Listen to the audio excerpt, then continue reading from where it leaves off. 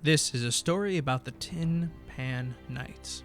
A story about a kingdom without a king, where our heroes were forced to save themselves from new dangers that threaten their lands.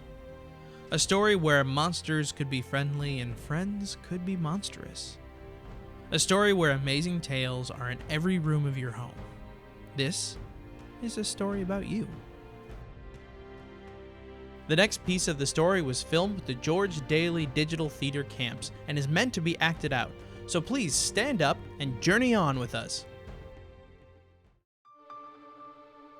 In this episode, we will be featuring Jules wielding the Jade Songbird and the boots of Quick Feet, Harper sporting an enchanted chest piece that calls his sword with a triple tap to the chest. And last, but certainly not least, Nevada, the flashiest and most confident of all the Tin Pan Knights. The Tin Pan Knights have been dispatched to the village of Monarch Mariposa to explore reports of living scarecrows scaring the citizens. As they enter the city, Jules quickly heads into the pet shop, checking for scarecrows. She creeps to the back door, but it's locked.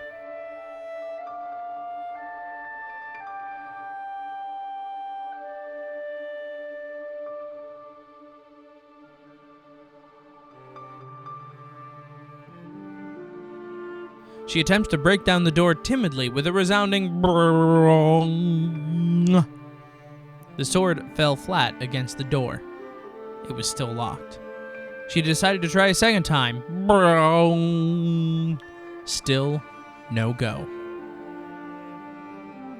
Meanwhile, Harper and Nevada end up searching a candy shop.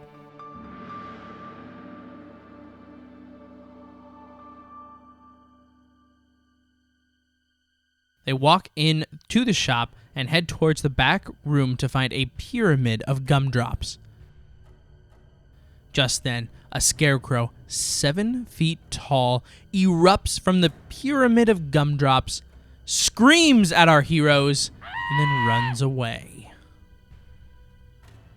Jules, a little defeated, leaves the pet shop the way she came in.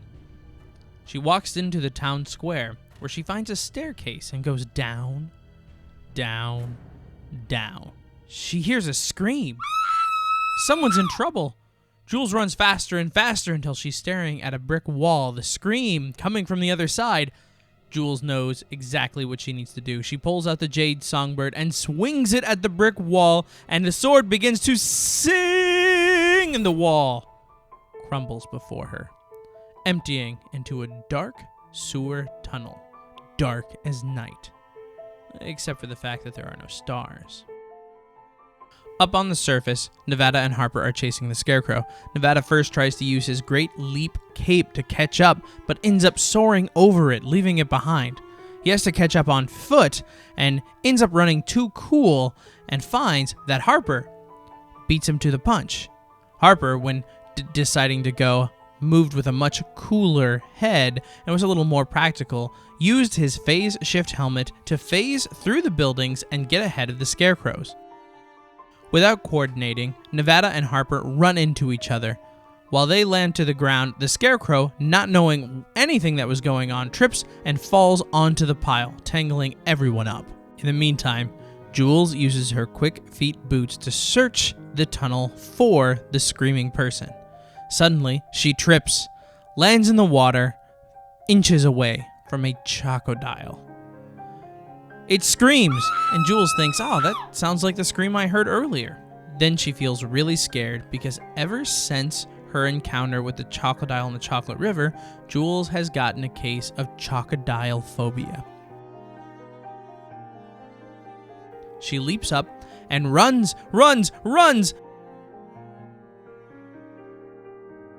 until she sees a ladder, climbs,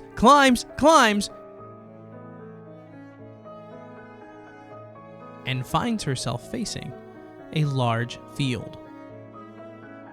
Nevada and Harper slowly pull themselves off the ground. It does hurt to have a 7-foot-tall scarecrow fall on you.